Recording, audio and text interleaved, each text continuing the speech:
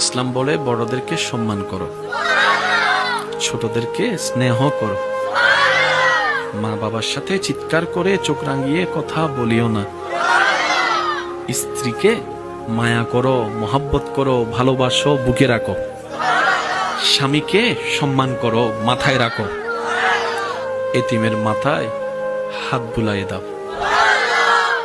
খবরদার কারো রাস্তা বন্ধ করিও না, কারো পানি বন্ধ করিও না। ইসলাম বলে আশেপাশে একটু খবর নাও, ক্ষুধার্ত কে আছে গোপনে তাকে একটু খাবার ব্যবস্থা করে দাও। রাত্রে ঘুমানোর আগে আশেপাশে একটু খবর নাও, কে ব্যতীত আছে, কার কি অভাব আছে, যতটুক পারো তার সাথী হয়ে অভাবটা দূর করার চেষ্টা করো। যদি সেটা তোমার সামর্থ্যে নাও থাকে, অন্তত তাকে দু চারটা এমন সুন্দর কথা শুনাই দাও যে কথাটা শুনে তার মনটা আলোকিত হবে, মনটা খুশি হয়ে যাবে। সুবহানাল্লাহ।